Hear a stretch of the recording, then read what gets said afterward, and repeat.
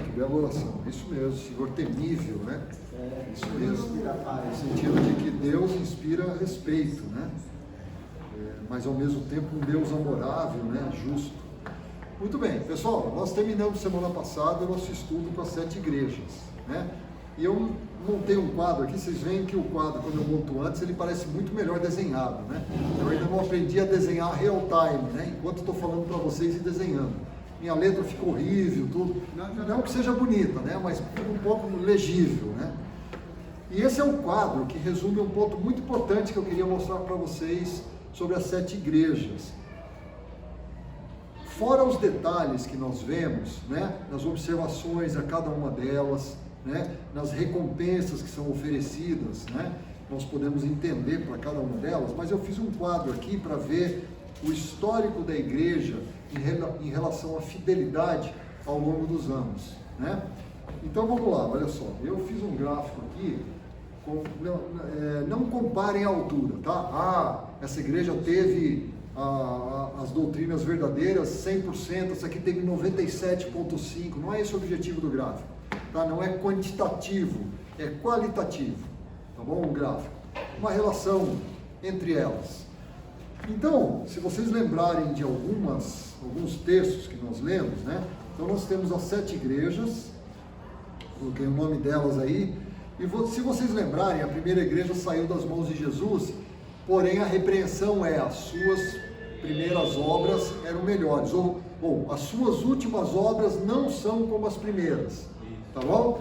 Significa, obras no contexto das 7 igrejas são a guarda, a fidelidade das doutrinas, tá bom? Então olha ali, o gráfico decrescente, as suas obras são menores do que as primeiras, tá bom? Além do mais, nós vimos que essa foi a primeira igreja que aceitou os conceitos dos nicolaítas, tá bom? Então, nitidamente, o gráfico é de decadência, tá? É de decréscimo ali.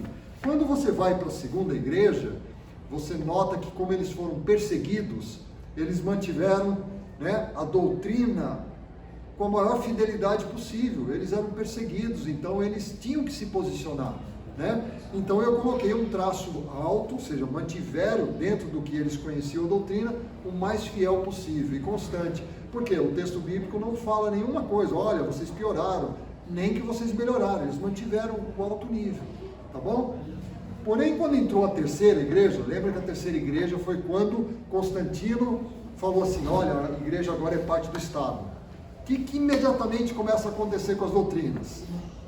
Decair, porque agora é o Estado, na verdade Constantino e outros imperadores é que convocavam os concílios da igreja, vê a que ponto chegamos, certo? E o texto bíblico vai dizer que essa igreja tolerou Balaão, vocês sabem muito bem o que Balaão fez Israel pecar, e além do mais os nicolaítas, então decréscimo novamente, tá bom? Bom, quando nós chegamos na quarta igreja, é a igreja da Idade Média, tá? Igreja medieval comandando o cenário das nações. Aqui nós temos um ponto importante, é isso que eu queria chamar a atenção para vocês. Se vocês leem Apocalipse 2, 24, vocês vão ver que ali é feita uma distinção. Então, pela primeira vez, Deus trata a igreja, o período da igreja, distinguido em 2 grupos. Vocês que conservam, né, a doutrina de Jezabel. Veja, Jezabel foi pior ainda do que Balaão e Nicolaítas juntos, tá bom? Foi um decréscimo maior ainda. Há uma separação entre aqueles que toleram e apoiam Jezabel e aqueles que tentam se manter fiéis. O que Deus fez?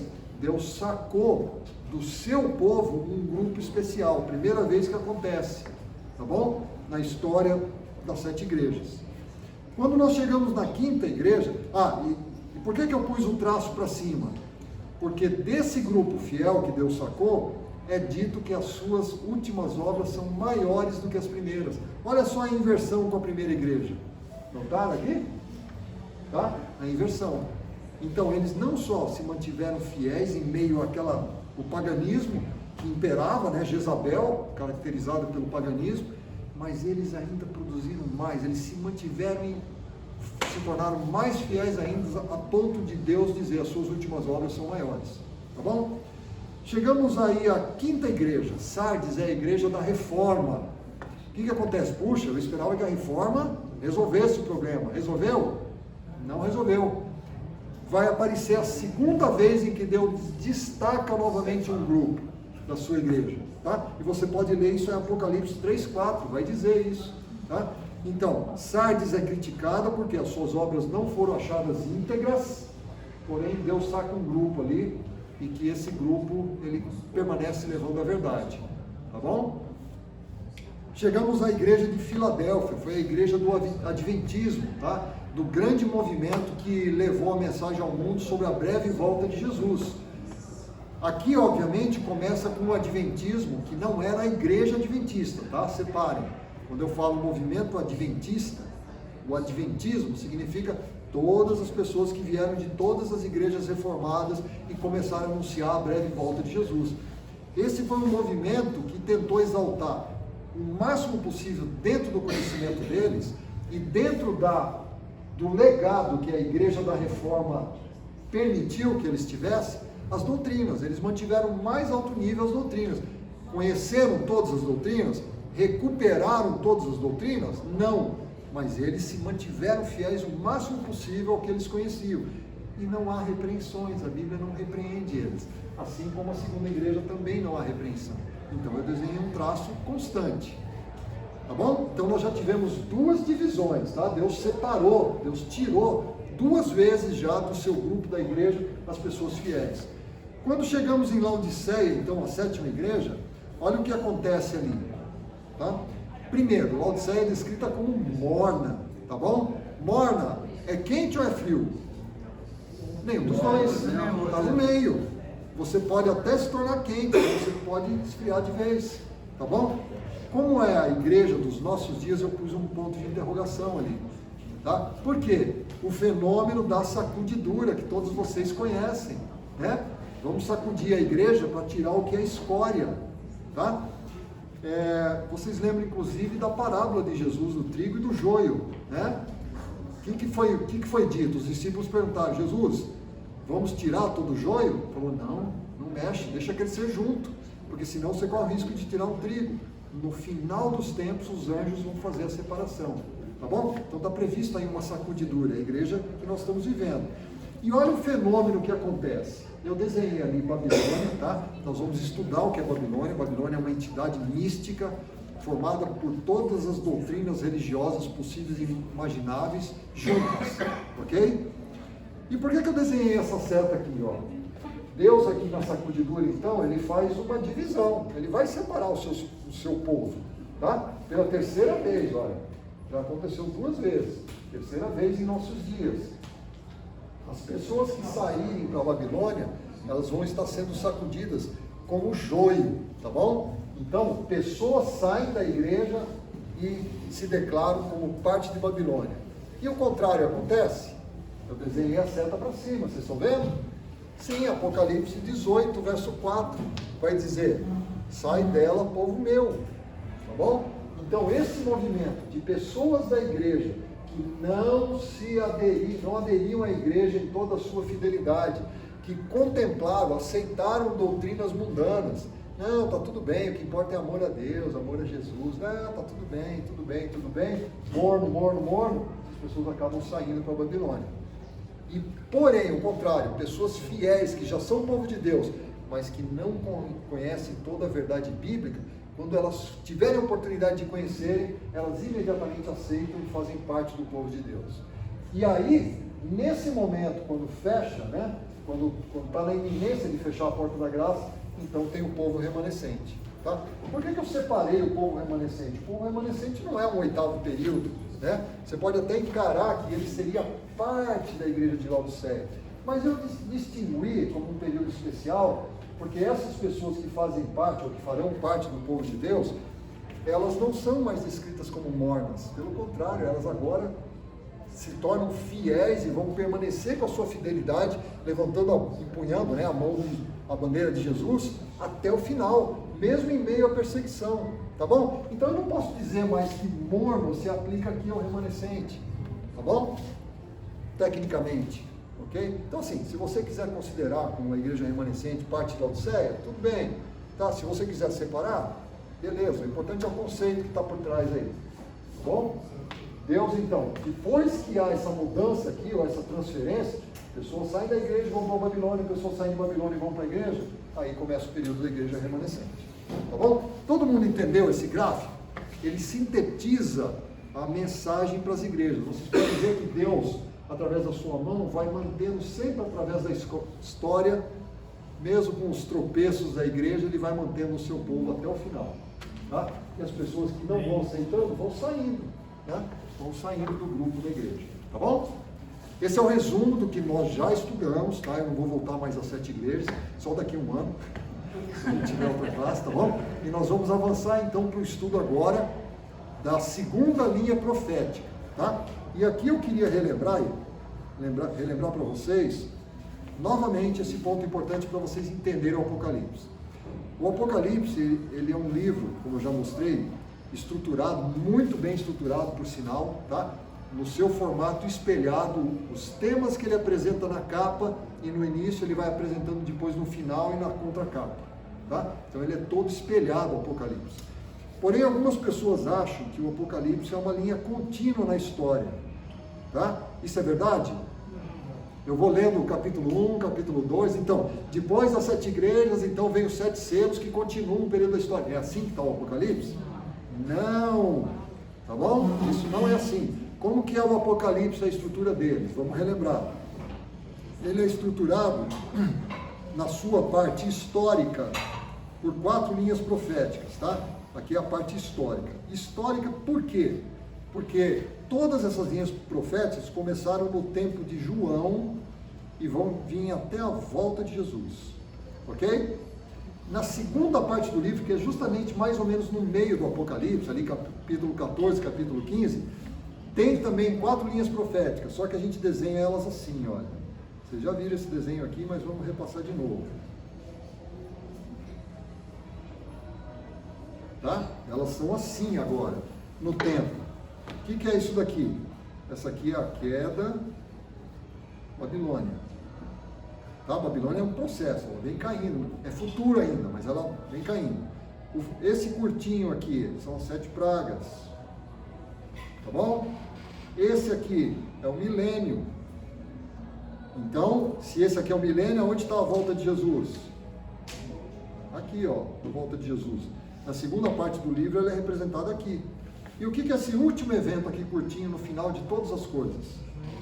O juízo final. E aí, depois dessa linha aqui, vem o quê? A eternidade. Tá bom? Esse é o esquema do Apocalipse, ele está estruturado dessa forma, tá? Vamos só botar o nome aqui nos bois, né? Essa primeira linha profética aqui são as 7 igrejas. Nós acabamos de estudar. Essa aqui são os 7 selos. Nós vamos começar a estudar. Essa aqui são as 7, já ouviram das 7 trombetas? E essa última são as 7 cenas do grande conflito. Tá? É assim que está estruturado. Ora, se um livro está estruturado dessa forma, você pode esperar que à medida que os capítulos vão andando, vai acontecer isso aqui assim, ó. Aí vem para cá, aí vem para cá, percebeu? É assim que anda o livro de Apocalipse. Tá bom? Nós estamos aqui agora, começando as 7 selos. Agora eu vou botar uma lente de aumento aqui nesses 7 selos para vocês entenderem o que vai acontecer no nosso estudo, senão a gente se perde dentro da própria linha profética. Tá bom? Eu vou desenhar agora, vocês já entenderam? Eu vou desenhar rapidamente de novo as 4 linhas proféticas da parte histórica do livro. Tá bom? Todas elas, com exceção da primeira, elas são estruturadas da seguinte forma. Vou marcar com um círculo aqui uma cena do santuário. Então esse círculo aqui é uma cena do santuário. Tá bom? E todas essas 3, como eu falei que são 7 selos, 7 trombetas, 7 cenas, todas elas têm o seguinte esquema. Vou representar por essa caixa aqui, ó. Todas elas apresentam 6 dos seus elementos, não são 7? 6 são apresentados antes, tem um interlúdio, e aí o 7º elemento é apresentado depois. Todas elas, tá bom? Então aqui também, apresenta, é os 7 selos, apresenta aqui 6 selos e depois o 7º selo. Mesma coisa aqui, tá bom? Bom, se você abrir esse interlúdio, tá? Eu vou agora ampliar essa caixa aqui, ó, do interlúdio, tá? O interlúdio é feito assim, ó. Ele é um interlúdio duplo. Parece complicado, mas depois vocês vão entender, tá bom? Ele tem uma cena de segurança e uma cena de atribuição. O que eu quero dizer com isso? Segurança. O objetivo dessa parte de segurança é dar conforto, dar confiança ao povo de Deus que está sofrendo na terra, de que Deus vai resolver as coisas. Então, você está sofrendo com 7 selos, né, com selos ali, as circunstâncias dos selos, as circunstâncias das trombetas, confie em Deus, tá? Isso vai passar, Deus vai resolver o problema da história. E o que é a cena de atribuição? Uma missão que você tem que fazer, tá? Não é para você ficar em casa assistindo Netflix, tá bom? Entenderam o ponto? É sempre nessa estrutura. Então, uma cena profética começa com uma cena no santuário, depois aparece 6 elementos do 7, um interlúdio duplo, vamos fazer assim, ó, fica mais fácil, e o 7º elemento terminando a cena, tá bom? Bom, vamos agora detalhar um pouquinho essas cenas do santuário, só para vocês entenderem onde vocês estão pisando. Quem já estudou o santuário, lembra muito bem que ele é estruturado assim, olhando de cima, né? Uma planta baixa dele. Tá bom? Tem a parte do santo e aqui, santíssimo. Tá bom? Esse é o santuário. Dentro do santuário, eu não vou me ater aos móveis externos hoje porque não precisamos, tá bom? Mas dentro do santuário, o que tinha? Na área norte dele, o santuário era assim, tá? O nascer do sol está aqui, ó. Tá? Ele sempre era montado dessa forma aqui, o povo de Israel em volta dele, tá bom? Na área norte, o que tinha?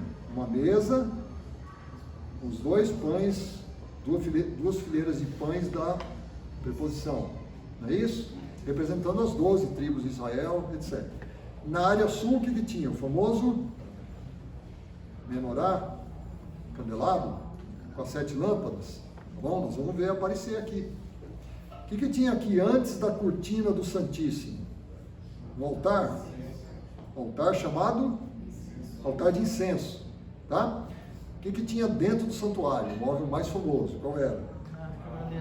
A Arca da Aliança, tá? Muito bem, um esquema bem rápido, tá, pessoal? Não vamos entrar em detalhes. Olha só, eu não falei que cada uma dessas 3 cenas, e eu esqueci de falar aqui, ó, antes das 7 pragas também tem uma cena no santuário, tá? Por que está com X? Respondendo agora. Então vamos lá. Vou marcar aqui assim, ó, cena 1, cena 2, cena 3 e cena 4. Tudo bem? O que nós vamos ver antes de cada cena? Nós vamos ver uma cena 1 aqui, ó. Nós vamos ver o trono de Deus. Essa mesa com os pães, ela é uma representação do trono de Deus, tá bom? Nós vamos ver o menorá aqui embaixo, tá? E, inclusive, vai aparecer uma surpresa aqui, ó. No meio dessa cena aqui vai aparecer uma surpresa. A gente vai ver, tá bom? A cena 2 da segunda linha, na verdade da terceira linha profética, né? Vai aparecer aqui, ó, cena 2. A cena em frente a esse altar de incenso aqui. A cena 3 vai ser desenvolvida aqui, ó. Tá? E a cena 4? Por que eu marquei um X? Porque ela é desenvolvida fora do santuário. Tecnicamente, vou rabiscar aqui, tá? O santuário se enche de fumaça. Por isso que é fora. Ninguém mais opera o santuário. O que bate com as 7 pragas.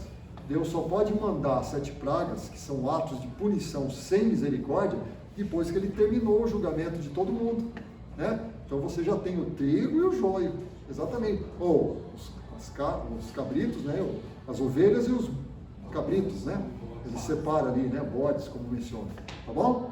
Por isso que a 4ª cena no santuário é a cena de o santuário se enchendo de fumaça, ou seja, acabou o trabalho dele aqui, por isso que é fora. Tá bom? Todo mundo tranquilo até aqui? Muito bem. Com essa visão, então, nós vamos começar o capítulo 4 hoje, analisando. E o que a gente tem? O que vocês leem aí no subtítulo do capítulo 4? A visão do trono de Deus. Então, o que nós vamos ver? Nós vamos ver essa cena aqui, olha. O trono de Deus está aqui, tá bom? Vocês vão ver o Espírito de Deus aqui e nós vamos ver uma figura que aparece aqui no centro. Já vou adiantar, porque aqui o objetivo não é deixar vocês curiosos, né? Essas cenas que vão aparecer aqui vão mostrar a Trindade reunida, tá bom? É o que nós vamos ver agora. Então começa a cena agora com a visão do trono de Deus. Você sempre teve curiosidade de saber como é o trono de Deus? Com que se parece? Né? Quais são as formas? Muito bem. Aqui dá um vislumbre para a gente. Tá? Vamos ler o verso 1? Quem me ajuda aí? Capítulo 4, verso 1. Depois destas coisas, olhei, e eis que estava uma porta aberta no céu, e a primeira voz que ouvira, voz como de trombeta falando comigo, disse: sobe aqui e mostrar-te-ei as coisas que depois desta devem acontecer. Muito bem. Se acostumem no livro de Apocalipse com essa expressão, depois dessas coisas. Lembra que eu mostrei que o livro tem essa estrutura aqui? Né? 4 visões. Ele vai para frente e vai para trás. Quando que ele vai para trás? Quando volta uma cena novamente ao tempo de João. Tá? Então o livro anda no tempo, por volta e começa de novo. Tá? Algumas pessoas têm a tendência de achar, depois dessas coisas, já entendi. Então vem as 7 igrejas, aí começam os 7 selos logo em seguida. Isso dá uma confusão fenomenal, você não consegue entender o livro de Apocalipse. Tá bom? O depois dessas coisas é uma expressão idiomática que João utiliza muito no livro de Apocalipse para dizer, depois que eu vi isso, então agora eu vou ver isso. Tá bom? Então é uma nova cena. Para todos os efeitos, para nós apareceria aquele, como que é aquela marca de cinema, né? O crack ali, claque, como é que chama? Né? Fecha assim, ó, cena 25, começa outra cena, tá bom? Essa é a ideia, João faz dessa forma.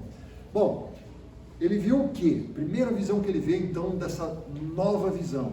Ele vê uma porta aberta, tá bom? E ele escuta uma voz, que é a voz igual a que primeiro ele ouviu. Qual foi a voz que ele primeiro ouviu? Lembra lá do capítulo 1? Primeira coisa, João entra em visão, inclusive lá é mencionado no dia do Senhor, estão lembrados? Capítulo 1, verso 9. E aí ele escuta uma voz por detrás dele, e aí ele descreve essa voz, é uma voz como de muitas águas, muita gente, né? Então, é uma voz potente, e ele olha, então ele vê Jesus glorificado. A gente já estudou isso aí, tá bom? Justamente essa voz de Jesus é que ele novamente ouve agora, tá? Então por isso que fala, uma voz como a primeira que eu escutei, tá? Então é o mesmo personagem que é Jesus ali falando. Onde seria essa porta? Parabéns, você está sendo apresentado à porta de entrada à sala de comando do universo, o trono de Deus. Então João vê uma porta e ele é convidado então a subir. Na verdade, entenda isso como um convite feito a João para entrar em espírito, entrar em visão, tá bom? E aí vão ser mostrados. Quanto tempo demorou entre a primeira visão e a segunda? Não sabemos, tá bom? Não é descrito. O fato é que ele teve a primeira visão e agora ele é convidado a entrar em visão novamente. Quando o profeta entra em visão, ele perde a noção das coisas que estão no lado dele, né?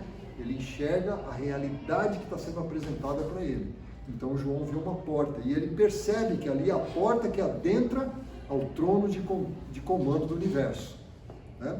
E é essa cena do centro de controle do universo que ele vai descrever para a gente agora, tá bom? Então está ali o convite, sobe aqui e te mostrarei o que deve acontecer depois dessas coisas, tá? Depois do que você viu ali anteriormente. Verso 2. Imediatamente eu me achei espírito, e eis armado do céu um trono alguém sentado. Notaram então, né? É feito o convite e imediatamente o profeta diz que ele entrou em espírito, né? Ele se achou em espírito e aí ele começa a ver. Ele não vê mais a ilha de Patmos, né? Agora ele vê um trono armado. E vocês notaram um detalhe? ele poderia ter falado assim: eu vi um trono armado e nele sentado o Deus do universo. Ele falou isso? Ele não teve coragem de transformar, de fazer a antropomorfia, né? Ou seja, fazer uma descrição humana de Deus. Ele usa somente uma palavra no original que diz esse ser, um ser sentado, alguém. Aqui em português se traduziu por alguém, tá? Ele não ousou tentar descrever a Deus, diferente de Jesus, que é feita a descrição, tá? Mas Deus, ele se refere como alguém, um ser, alguém sentado, alguém ocupando o trono, tá? É isso que ele nos diz ali. Verso 3. E aquele que estava sentado era semelhante na aparência à pedra de jaspe e de sardônica, e havia um arco-íris ao redor do trono, pelo que parecia uma esmeralda. Muito bem, ele tenta fazer, aqui eu queria fazer uma observação, tá? Muito importante. Nós vamos ver que essa visão, ela é uma visão simbólica. Por quê? Porque vai aparecer um personagem, na verdade que é Jesus, e Jesus é descrito como um cordeiro, como tendo sido morto, tá bom? Eu não penso que Jesus tenha a aparência de um cordeiro como tendo sido morto. Acho que nenhum aqui pensa que é. Tá? Logo, é um símbolo, né? Nós sabemos muito bem que o cordeiro representa Jesus. Numa visão simbólica, tá? Isso é muito importante para vocês saberem. As coisas que são mostradas, elas podem lembrar a realidade, mas não necessariamente. Cuidado com isso, tá bom? Nós vamos ver daqui a pouquinho os 4 seres viventes, tá? Cada um deles tem um formato de cabeça. Nós vamos falar sobre isso aqui, né? Lembrando o animal. Será que esses 4 seres são de fato anjos no céu e eles têm cabeça de boi, cabeça... Pessoal, estamos numa visão simbólica. Não necessariamente as coisas guardam relevância com a realidade, mas podem, tá? Não é mandatório, mas podem. Então aqui, nesse verso que a gente acabou de ler, tem uma coisa curiosa. O segundo detalhe, né? O primeiro as coisas podem guardar semelhança com a realidade, mas não é obrigatório. Qual é o segundo? O segundo é muito importante também. O profeta, ele descreve, ele narra como parece ter visto. Tá? Vou citar um exemplo. A senhora Ellen White, ela foi criticada uma vez, porque ela descrevendo o céu, ela falou que ela viu uvas em cachos de prata ou ligados por raminhos de ouro. As pessoas falaram, que maluquice é essa? Né? Daí ela explicou de uma forma muito simples, ela falou assim, eu não disse que as uvas são presas por cabinhos de prata ou de ouro, eu disse que se parecia como foi mostrado a mim. Tá bom? Perceberam a diferença? O profeta, ele relata o que parece ter visto. Então aqui, a referência que ele teve. Imagina como seria um profeta, ele ressuscita e imediatamente ele é apresentado um Airbus 380, por exemplo. Ele vai pensar assim, eu vi um monstro voador. Ele não tem nem referência para descrever aquilo. O que ele vai falar aquilo ali? Tá? Como se fosse um animal terrível, espantoso, voador. Não tem vocabulário, né? Não tem nem vocabulário. Imagina, tá? Então o profeta, ele está vendo coisas celestiais e para ele tenta descrever o melhor que ele pode o que ele viu, tá? Não quer dizer que é de fato aquilo ali, tá? Então esses 2 pontos são importantes quando a gente analisa profecia simbólica, tá? Bom, o que eu queria chamar a atenção aqui nesse verso, que é muito interessante. Quantos aqui já viram figuras do céu com arco-íris desenhado, a cidade dourada? Faz parte do nosso imaginário, né? Mas nem tudo tá, principalmente aquelas cores bonitas do arco-íris que a gente vê nos desenhos de criança, né, são apresentados, batem com a realidade. Porque aparentemente o céu, ele de fato tem um arco-íris por trás do trono de Deus. Mas olha a descrição que é feita aí, repara o detalhe. Primeiro, qual a primeira pedra que é mencionada aí? Jaspe. Jaspe, no tempo, tem um pouquinho de diferença na descrição das pedras, tá bom? Nós vamos ver lá no final, nos últimos capítulos, a descrição da Nova Jerusalém vai mencionar várias pedras. Nem todas nós conhecemos hoje, tá? Eram referências da época, né? Mas de qualquer forma, essa pedra, o jaspe, no tempo de João, era conhecido como uma pedra extremamente translúcida né? E portanto, quando aplicada a luz, brilhava demais a pedra. Então, primeira noção, o trono de Deus é circundado por uma luz realmente intensa, tá? De um brilho absolutamente forte, representado aí pelo jaspe. Outra coisa, quem sabe a cor do sardônio? Para que cor puxa o sardônio? Aí que está o ponto interessante, puxa para vermelho, tá? Agora vejam o final do verso. Qual é a última pedra que é mencionada? Essa é mais fácil. Esmeralda é o quê? Hã? Verde, né? Esse mar de esmeralda aqui, o mar quando está verde. Então notem que apesar de ter um arco-íris, tentem imaginar na sua cabeça. O arco-íris ele brilha, um brilho intenso, e ele puxa levemente para o vermelho e para o verde. Não nas cores como a gente imagina. Tá bom, isso aqui é uma profecia simbólica. Será que de fato é assim? Não sei, esse é um elemento que não tem nenhuma impossibilidade de ser assim, né? Diferente de um anjo com cabeça de boi. Percebeu? Eu não estou aqui dizendo, é desse jeito, estou dizendo assim, imaginem, essa é a possibilidade que estamos traduzindo. Se você for em Ezequiel, tá? No primeiro capítulo, capítulo 1, capítulo 2, tem uma descrição também do trono de Deus, que também faz referência a essas pedras. Então ele também dá a impressão que o brilho da luz no trono de Deus puxa para o vermelho e para o verde. Olha que interessante. Eu imagino bem na minha cabeça assim, um arco-íris não com aquelas cores berrantes todas, tá? Mas eu distinguindo as matizes das cores, mas puxando para o vermelho e para o verde, né? Um verde suave. Imagina, não é verde cor primária, né? Estou falando daquele verde mais suave assim, brilhando intensamente no trono de Deus. Bom, vamos seguir. Verso 4. Depois dessas coisas, havia também ao redor do trono 24 tronos, e sobre os tronos via sentados 24 anciãos, vestidos de branco, que tinham nas suas cabeças coroas de ouro. Muito bem, nós vamos ver que a descrição que é feita do trono, ela vai do centro para as extremidades. Tá? Nós vamos inclusive ver um cântico, quando eles cantam, ele é antifonal, ou seja, começa num ponto e vai estendendo, tá bom?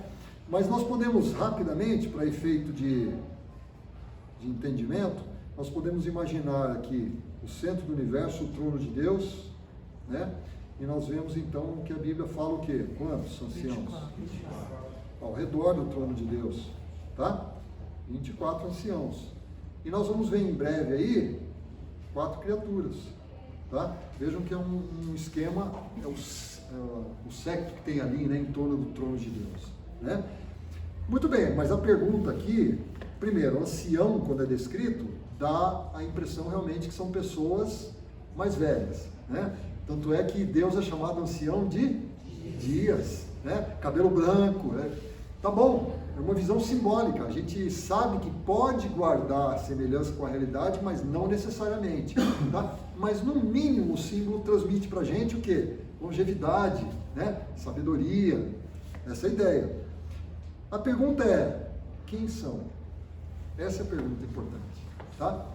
Existem vários teólogos que se manifestam, né? E existem várias ideias para isso, tá? A primeira ideia mais comum é que seria simplesmente símbolo mesmo, tá? Esse número 24 sugere o que pra gente? 2 vezes 12, não é? 12, 12. E o que o número 12 nos lembra? É muito sintomático na Bíblia o número 12. No Velho Testamento era o quê? 12 tribos. E no Novo? 12 apóstolos. Certo? Então, tem alguns teólogos que fazem essa correlação. Então, ali estaria representada a Igreja de Deus de todos os tempos. Ok? A primeira pergunta, na verdade, anterior a essa, é se esses 12 são de fato humanos ou eles seriam anjos. Tá? Tem 2 vertentes aí. Primeira vertente, o fato de estarem usando, tem a descrição aí já, deles. Que vestidos eles estão usando? Brancos. E tem o que na sua cabeça? Coroas. Em português nós temos uma palavra só para coroa, mas no original, quantas palavras temos? Stéphanos, tá? E a segunda palavra que eu sempre esqueço, deixa eu consultar aqui, diádema. Sempre esqueço. E a palavra é fácil porque também é português, né? Diadema, tá? Diadema. Essas duas palavras para coroa. Qual é a diferença entre elas? Stéphanos é vitória, tá bom? E diadema, realeza. Qual vocês acham que é a palavra que está usando aqui? Stéphanos, vitória, tá? Ora, se estão usando Stéphanos, então eles são humanos, não anjos, tá bom? Por outro lado, existem outros teólogos que falam o quê? Porque se você ler o verso, onde que está aí, mais abaixo, deixa eu ver aqui, onde fala dos incensários, me ajuda a achar aí. Os 5, que são tochas que ardem. Não, que eles estão com incensários. Bom, o fato é que são as orações do povo de Deus. Agora eu estou tentando achar aqui. Se vocês acharem, me falem aí. Às vezes eu me perco aqui no texto, quando não marco. Tá? Mas o fato é o seguinte, esses anciãos eles estão com incensários e estão com um instrumento musical. Esse incensário representa a oração do povo de Deus. Tá? Aí alguns teólogos falam o seguinte, olha, se eles estão com as orações do povo de Deus, Deus não confiaria isso a seres humanos. Então eles seriam anjos. Acharam o verso? 5:8. Ah, 5:8, isso, perfeito. Isso mesmo, obrigado. Tá? A gente vai falar mais para frente sobre essa harpa e as taças de ouro aí. Isso mesmo. Tá? Então, assim, existe uma corrente realmente que fala que poderiam ser anjos, ok? Porém, existe mais um ponto que reforça o fato deles serem uma representação humana mesmo. Qual é? O que aconteceu na época da ressurreição de Jesus? Hã? Jesus ressuscitou com eles também uma multidão de pessoas que entrou em Jerusalém, né? Que eram pessoas santas e depois subiram para Jesus como os troféus, né? As primeiras pessoas que ressuscitaram. Podem ser uma representação, tá? Mas eu não estou afirmando, só estou dizendo que é uma possibilidade, como alguns teólogos reconhecem aí, tá? Agora, você vai me perguntar assim, ressuscitaram só 24?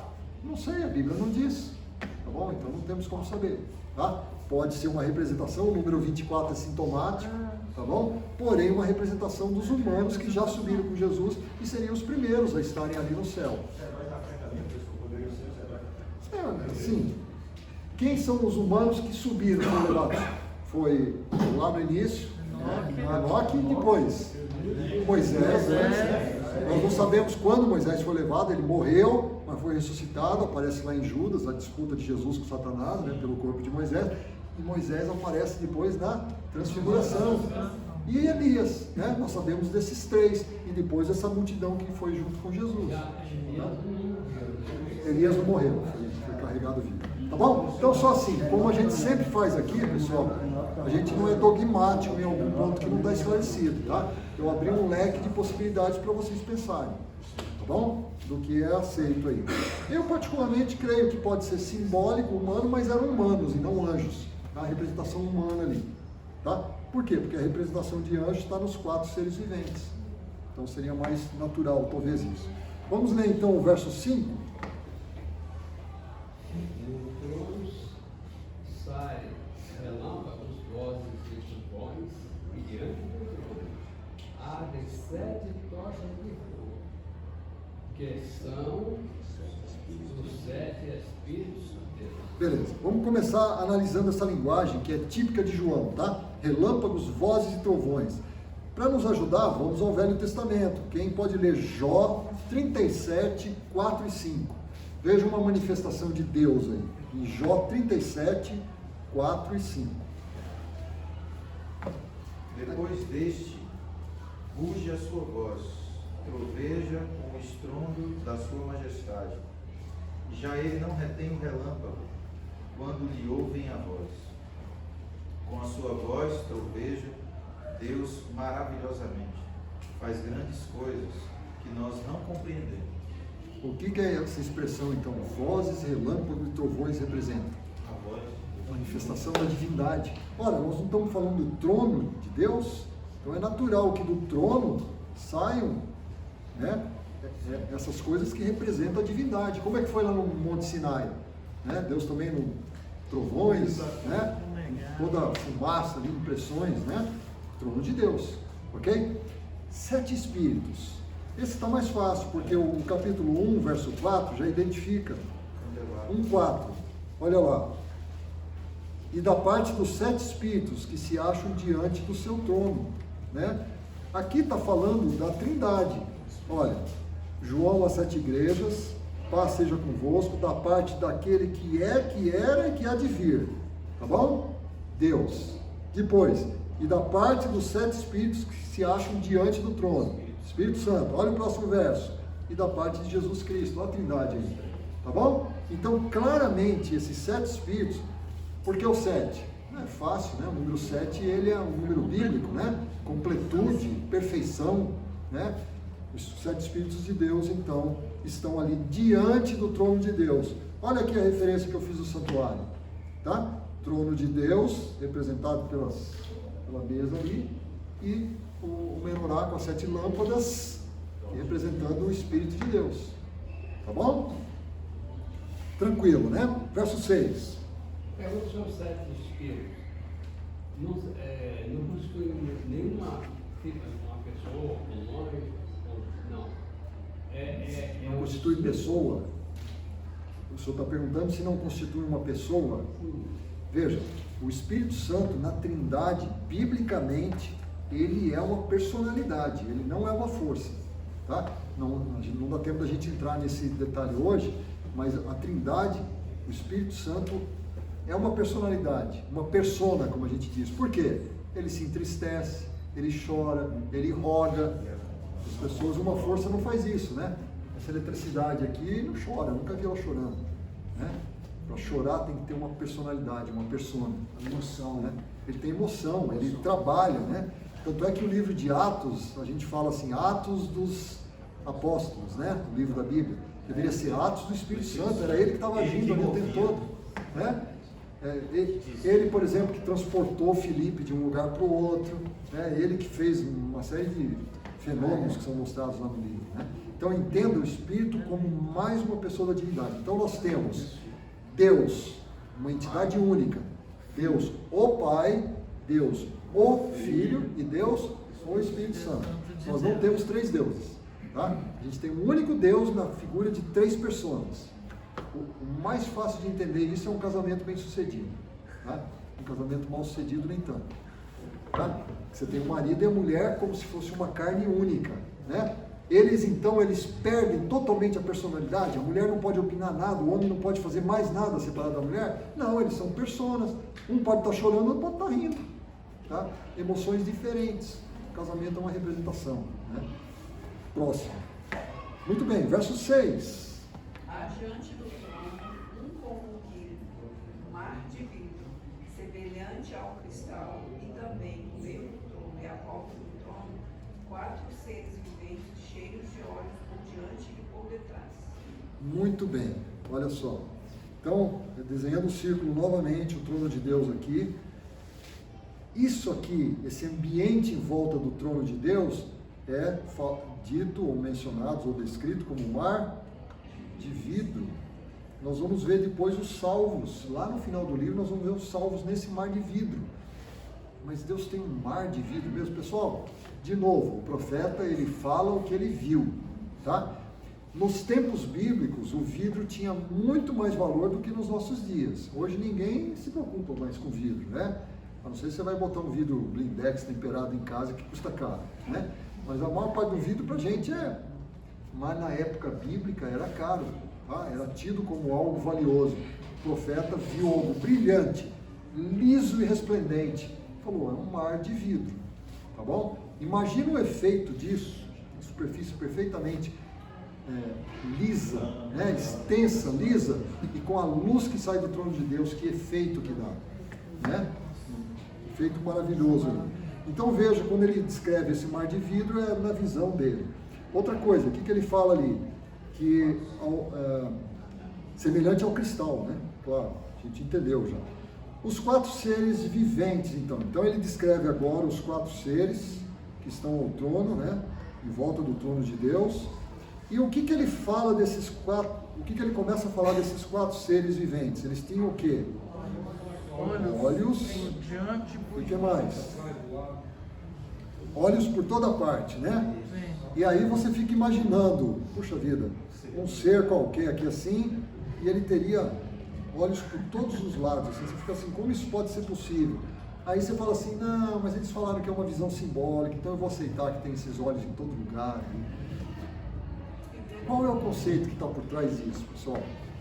Nos tempos bíblicos, a expressão que é atribuída a brilho é uma expressão no original que significa olho, tá? Quem aqui já foi no mar? Acho que todo mundo. Vocês viram como, conforme a luz está batendo, você vai andando assim, você vê aquela areia onde a água acabou de sair, você vê cheio de pontinhos ali, aquilo ali fica ali mexendo, parecem olhos, tá? É essa sensação. Então, na Bíblia, tá? Várias descrições em vários livros, aonde o profeta quer trazer a sensação de brilho, tá? Ele usa a palavra olhos, como se fossem os olhos do brilho que ele está vendo, tá? Não impede também o conceito de que os olhos, Deus tudo vê, né? Então, ou seja, os 4 seres ali, tudo eles percebem e eles estão prontos para fazer o trabalho de Deus imediatamente. Mas o mais correto, o mais próximo da realidade bíblica, é o conceito de que a palavra olhos traduz brilho. Então, seres extremamente brilhantes, tá bom? Assim como o próprio Deus é descrito no capítulo 1, né? Jesus aparece ali como bronze, né? Como ali ouro de Ofir, né? Tem uma descrição sempre muito brilhante, seus olhos como fogo, né? Os seres que estão junto ao trono dele também. Vamos continuar o verso 7. O primeiro ser vivente é semelhante a leão, o segundo semelhante a novilho, o terceiro tem um rosto como de homem, e o quarto ser vivente é semelhante à águia, quando está voando. Muito bem. Vamos lá para Ezequiel. Ezequiel 1, verso 18. Quem pode ler para mim? Ezequiel tem uma visão muito semelhante, os profetas viram muito semelhante, aí, a visão semelhante. Ezequiel 1, 18. Seus olhos eram altos e impressionantes e estavam cheios de olhos ao redor. Isso é só para lembrar esse conceito de brilho, tá? Então está falando que a cena, né, o rosto era alta, né, e era brilhante, tá? É só para lembrar esse ponto da palavra usada ali. Muito bem. Se vocês forem em Ezequiel, aqui também aparece a figura de quatro seres viventes, tá? E você vai descrever, você vai ver, olha lá no verso 11, uma descrição verso 10, na verdade. Quem pode ler Ezequiel 1, verso 10? E a semelhança dos seus rostos era como o rosto de homem. E do lado direito todos os 4 tinham o rosto de leão. E do lado esquerdo todos os 4 tinham o rosto de boi. E também tinham o rosto de águia, todos os 4. Então, em Ezequiel, uma figura semelhante, tá bom? E aqui eu vou abrir um parêntese primeiro, tá? Em Ezequiel, essas figuras, elas tinham quantas asas? Elas tinham somente 4 asas, tá? Tem um ponto em que ele descreve aí, ali. Suas asas se abriam e você tinha 2 asas unidas com uma e a outra cobriu o rosto. Verso 11, tá? Então, em Ezequiel, eles tinham 4 asas. E nós vamos ver que em Apocalipse vão ser descritos com 6 asas, tá bom? Olha só, em Ezequiel, cada personagem tinha os 4 rostos, tá bom? Em Apocalipse, você na verdade tem 4 personagens, cada um com um tipo diferente. Então, em Apocalipse eu tinha um com cara de homem, outro com leão, outro boi e outro com águia. Em Ezequiel, cada ser tinha os 4. O homem, para cada lado do rosto, tinha um animal parecido. Tá bom? Claramente, apesar das diferenças, é uma descrição semelhante. Se você for no capítulo 10 de Ezequiel, dá uma olhadinha aí no capítulo 10 de Ezequiel, você vai ver que, por exemplo, ali no verso 20, São esses os seres viventes que vi debaixo do Deus de Israel, junto ao rio Quebar, e fiquei sabendo que eram querubins. Ezequiel descreve esses seres como querubins. Sim, 4 seres, cada ser com 4 rostos. Pode levar os 4 lá no trono.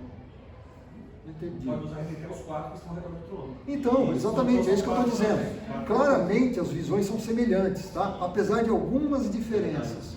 Tá? Eu estou marcando essas diferenças para vocês. Em Ezequiel, ele ouve que são querubins, tá bom? Já se você for em Isaías, só curiosidade aí, quem quiser ver, dá uma olhadinha em Isaías 6:2. Qual é a outra classe de anjos que você vê aí em Isaías 6:2?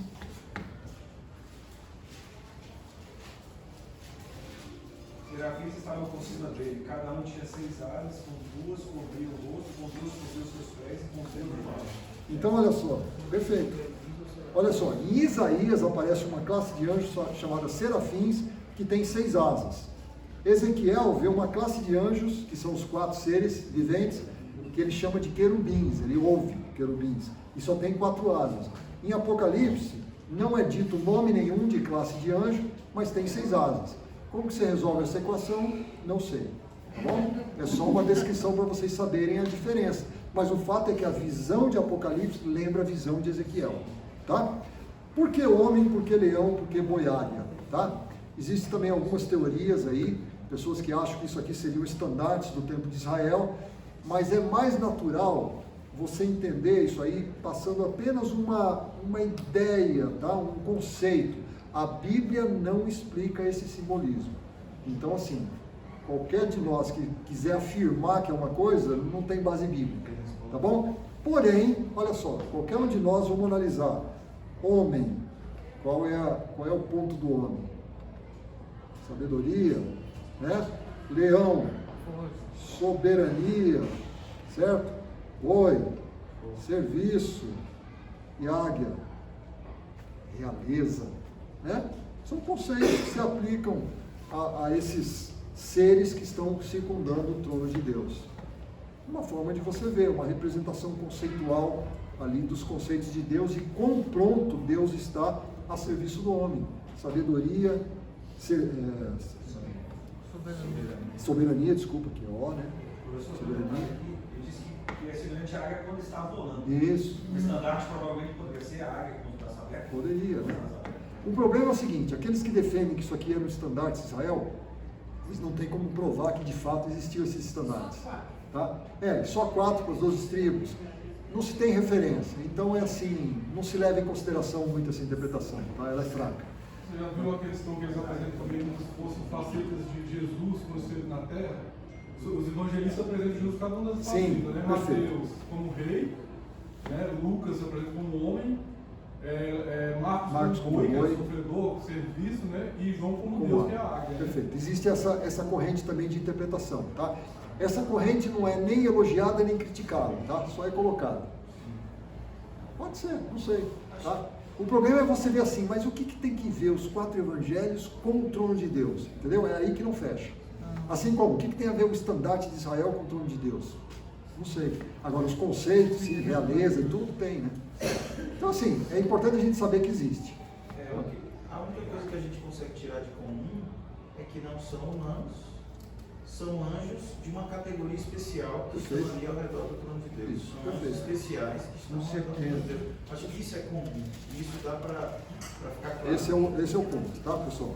Bom, vamos parar aqui então, por causa do horário, e aí nós vamos, semana que vem, nós vamos ver, primeiro nós estamos vendo uma cena estática, tá bom? Daí nós vamos ver a adoração que é feita no céu e imediatamente aí tem um evento que é a cena mesmo que eu me referi a vocês do santuário, tá? Aqui foi só a preparação. Tudo bem até aqui? Tudo tranquilo?